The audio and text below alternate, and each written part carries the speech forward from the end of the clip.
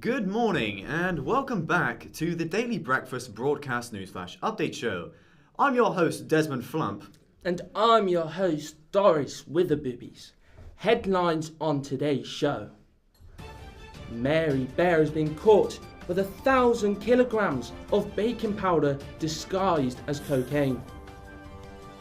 Buckham residents were shocked to find out that their butcher was indeed selling animal meat. In better news, the global beaver population has increased by a whopping 22%. My left ear is itchy and hide-and-seek world champion Ronnie Bitts has been missing for 15 days now. Oh, that's quite shocking news. I hope they find him soon. Poor bugger. Anyway. And finally, Ruben Lang joins us here in the studio, attempting to break a world record of holding his breath for 25 minutes. Good luck with that one, Ruben. What a brave young man. Brave young man indeed. Now, butter me up softly and whisper me some sweet, sweet news.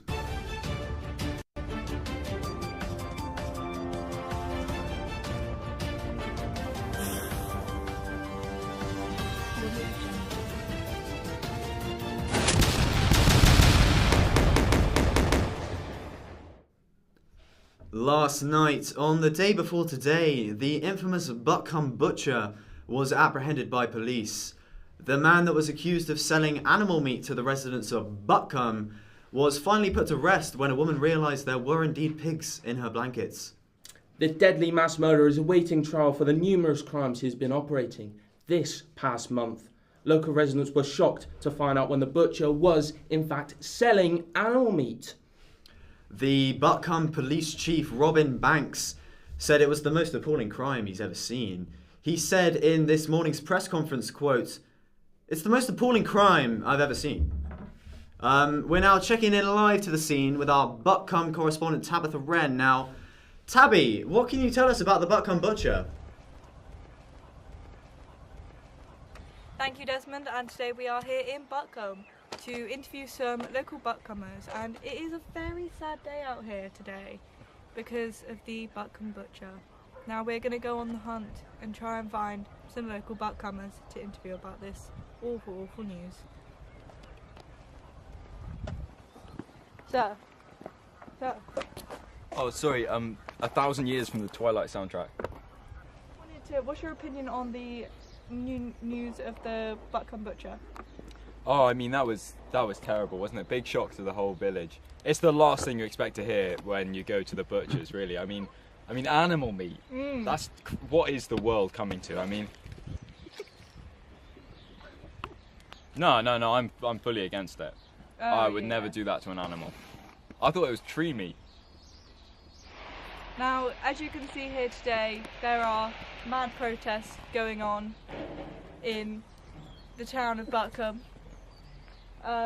It's a sad day out here for these Buckhamers. It is a sad day, really. And back to you in the studio, Desmond. Thank you. Well, thank you very much for that, Tabby, indeed. That was quite a tragic sight, if I don't say so myself. I mean, I can't believe the residents didn't realise it was real animal meat. It's truly tragic. I can't believe it. Well, I know you like your meat, Doris, so... Oh, cheeky. Stop it. Righto. I can feel the love in the studio. Can you? I thought that was just the aircon. You silly sausage. Anyway, speaking of meat, it's time for the dating segment. Cue titles.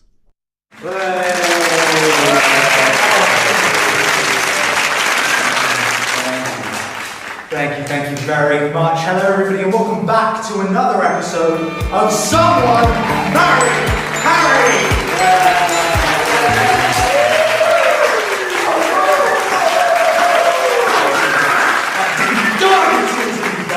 So, today we have found a wild Harry that has been on the hunt for a brand new lioness. Now let's bring the handsome chap out, shall we? Ladies and gentlemen, it's Harry!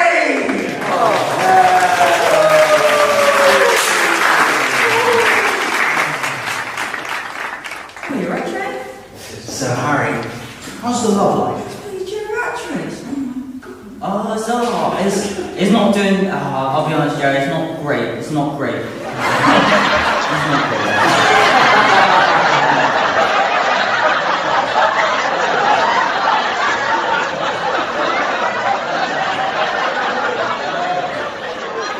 I told the jokes! What? I know the jokes.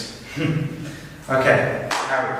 What we have behind this curtain is 3 dazzling young ladies that we're going to ask a series of questions, and you get to pick whose answers you like the most. Please.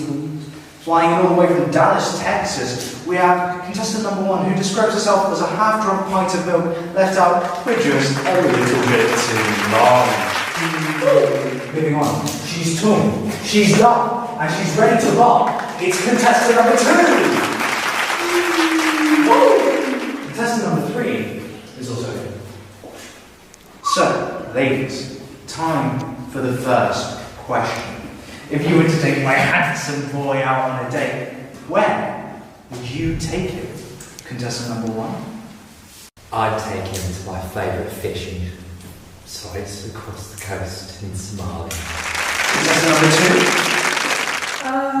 2. A funeral on Wednesday. Aww, shalom. How about you, contestant number 3? I think I'll take him to the top of the Eiffel Tower in Paris. Hasta la vista, baby! So, Harry, which one of these tickles your pickle? Well, Jared, let me mural this one over. Mural. Funny word, that. Contestant number 1 sounds like she sleeps on the wrong side of the car, if you catch my drift. How about contestant number 2? Well, my son, a funeral sounds like a vibe. I'll put the fun back in your room. Contestant number 3 sounds like the most boring ass person I've ever met. I'll have to go with contestant number 2, Jerry. Contestant number 2 it is!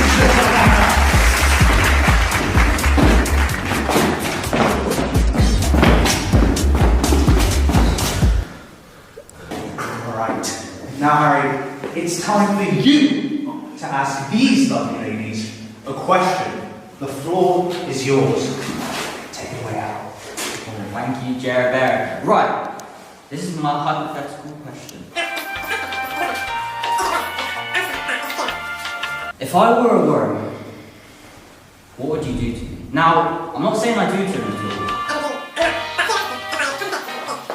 Well, I don't think that's an issue in my line of work. Oh, keeping it ominous with that. How about you, contestant number 2? Same as contestant number 1. Okay, number 3? I think I'll have to go with number 1. That's a good outcome. Okay then, well, that was not quite what I was expecting. Oh, everybody knows what that sound means. It's time for hypothetical.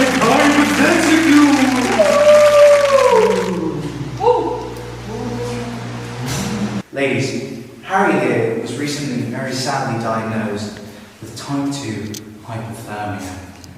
What are you going to do about it? So, how would you keep him warm at night? Contestant number 1. Probably just back on the hot water to the bottom. Contestant number 2. I mean, there's always fire. Oh, that sounds good, man. Like fire, fire, home! How about you, contestant number 3? I'd run in a hot bubble bath in Paris. Alrighty, Harry. Now you've got your answers, you've got your heart. Time for you to make a decision. It's cut to commercials, baby! If you can tie your shoe, then you can fix an F-16.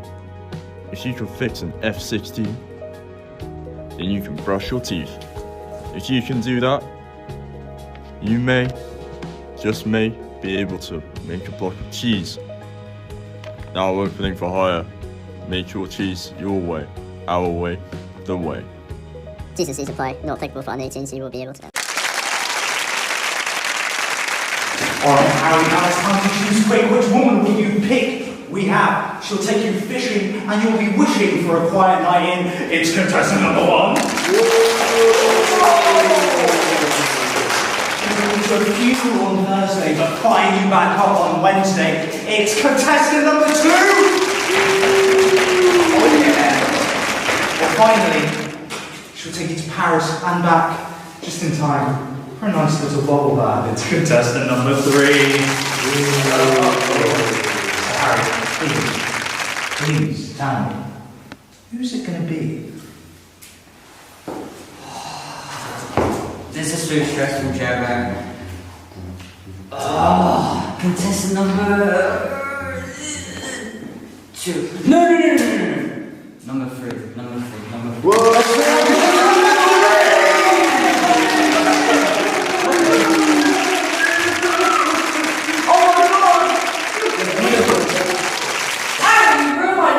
Whoa. Someone get her off the premises, please. Harry, meet Fiona Bruce. She's 34, twice divorced, only twice, and a proud Bannister. She's perfect. Alright, you two go, you two lovebirds.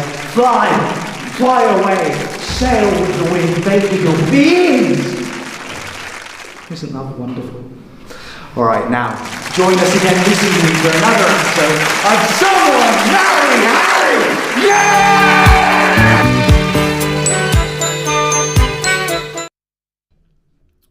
Wow. I do love a bit of dating myself. I'm back on the scene. I must say, contestant number 3 was looking pretty sexy, if you ask me. Well, she is my cousin after all, but You got to give me her number. after this. Right. Well. Hold on. Breaking news! Beloved children's character, Where's Wally, has just been sighted outside a Morrison's petrol station in Stoke-on-Trent. What? I know. Wally was, I believe Wally was first sighted 15 years ago on page 3. I remember that. Next to the blonde lady on motorcycle. Was that me? It was not you, Doris. We did have a book on set, but like Wally himself, the book has gone missing. But I guess he's not missing anymore. No. Ever since, police have been trying to detain and question Wally for multiple accounts of reckless driving. No matter how many wanted posters were spread, no one could find Wally. I struggle myself sometimes, I must be honest. Yeah. But nevertheless, let's catch up with an eyewitness on the scene. I saw him last week. He was running around near a petrol station. I saw him trying to siphon some gas, but he got away. I was straight on the phone with my mate Dave. I was like, Dave. I've just seen Wally, and then I checked my handy calendar. It's not World Book Day, so it must have been the real thing.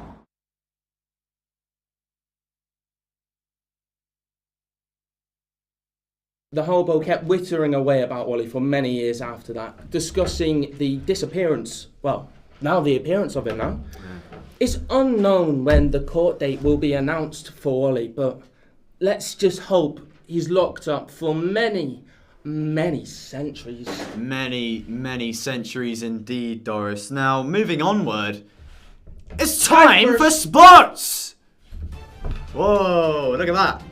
What? Look at that. BMX, bike, bicycle. They're What? on the ceiling. Get down from there. Get down. Oh, he blades. looks like a Look smooth at them criminal. blades. Whoa. Right in the scallop. Whoa, Right in the scallop. Was that the scrotum?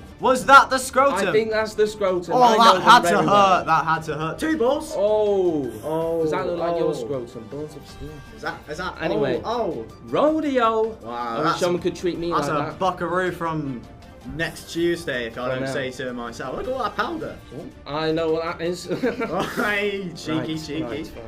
Oh. Ooh, that looked a bit Are they going to painful. land it? Wait. Opposition. Sleeping Lions. His leg just Josh moved.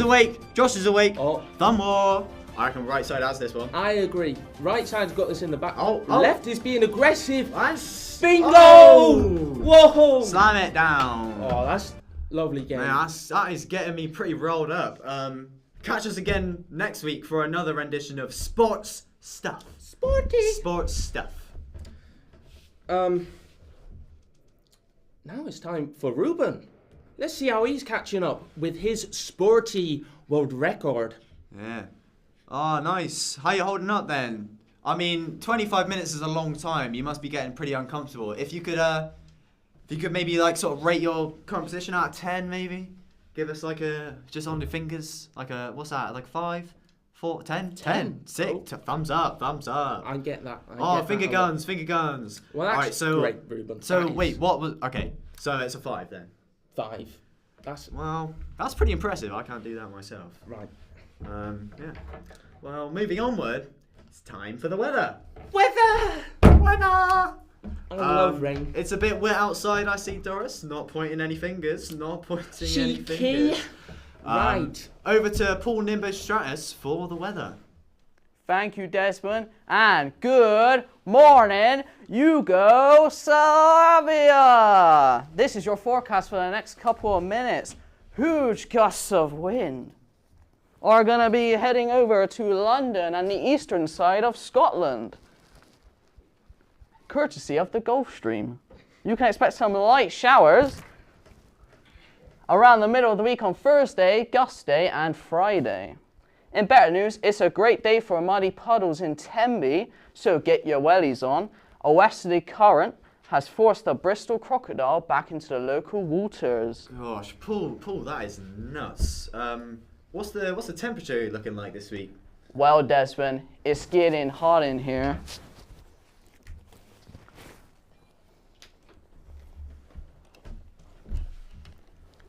It's like Holly Bob's. Temperatures will rocket up to a whopping 15 degrees with a hint of sunshine in the sky. You know what that means.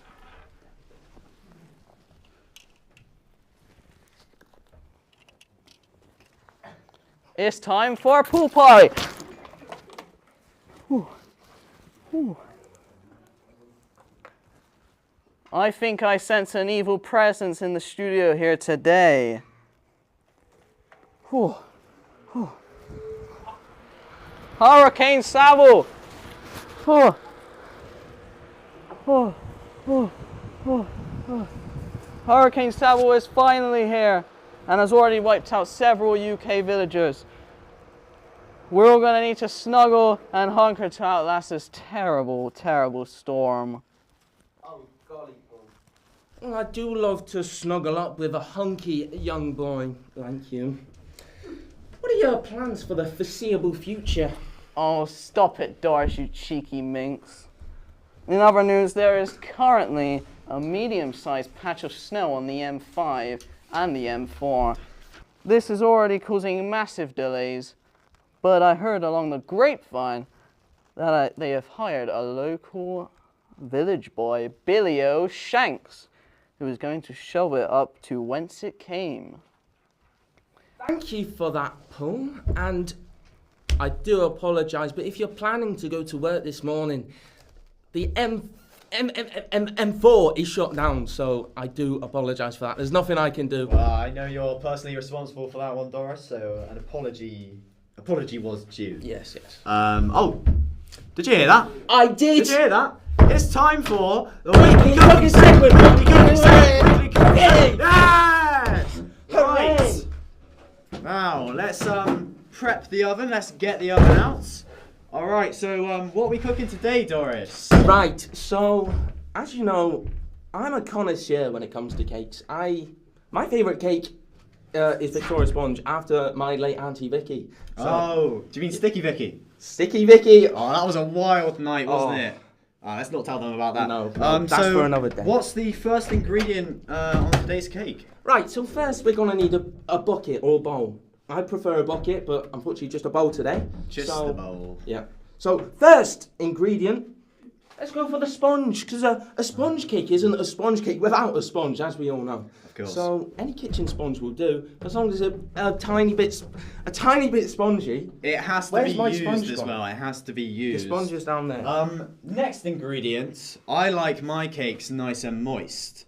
So we'll just whack a bit of moisturiser in there. You know what? We'll whack the whole tub in there. By golly, that's a lot. That is a lot. What's next? I'm thinking a bit of this. Oh, cheeky. My secret touch, I got in touch with Mary Cheeky. Berry and gave me some of her baking powder, so that hopefully will do the job. Right. Moving onward, we just got a classic old banana. Oh dear. We'll just whack that in there. You know what? Let's whack more bananas in there. The more, the merrier. Whack that in there. Perfect. Another ingredient, Duracell battery, because every cake needs power. I need to be ionized when I'm eating this. Alright, so if you could just final ingredient, an extra egg for extra prosperity. Or two. Now if you could just prep the oven, we'll whack that in Bingo, there. bango, bongo. Bingo, bango, bongo. And while that cooks, it's time for the countdown conundrum. Stop.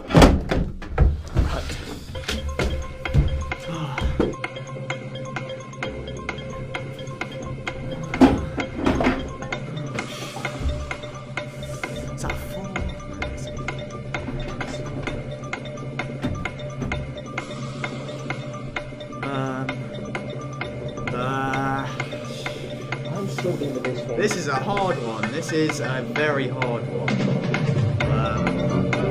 Oh no! I'm running. Okay, all right. Time So, is up. what was how many letters did you get, Doris? I just got the 4, unfortunately. Just the 4. And what was I got a measly 5. A measly 5. What was your 4? Cake. My 5 was ready. Cake ready. Hurrah! All right. Now if we just take that out there. All right. Cake is ready. Cake is ready. So, that's not a Victoria sponge. It's a bit burnt. What's it's on happened fire. to it? It's on fire. The sponge went missing. The sponge went missing. I think that was the battery. That was the Duracell. That. Bit too much iron. Bit too much. Let's try that cake then. Right. Let's try it. Desmond. What do you reckon? It's a bit burnt, but I think it still does. That's a bit salty, that. Salty. You put way too much salt in that, Doris. I think Jesus Christ. it's not too bad actually. I've had worse. I prefer your lemon curdle. All right. Let's go. Let's head back to Ruben. Let's go back to Ruben. Back to Ruben. See how you're doing. Oh dear. What? He's passed on. Ruben is dead. Oh dearie. He has passed on. Right. I feel sorry for Ruben. He's such a dead man now. Nah, well, to be fair, we should have seen that coming because no one can hold their breath for 25 minutes. I can't. I can. But Ruben, he was a good man and he will be missed. Right. In better news, Ringo Starr was found alive in his home in Mala. Boom! Whoa! Oh my God. They've officially delayed Christmas Day till Boxing Day. Breaking news. I've also heard that a hostage bomb will be detonating in this studio. Oh no! Oh no! Oh! No! Desmond! I told you, Desmond. I'm sorry, I can't help it. No! Oh! In better news, Papua New Guinea has officially declared war on the moon. My left ear will be itchy again tomorrow. Again, I need to get some ointment for that one. And yeah, I've been your host, Desmond Flump. And I've been Doris with the boobies. Catch us again next week on another episode of the Daily Breakfast Podcast. Podcast.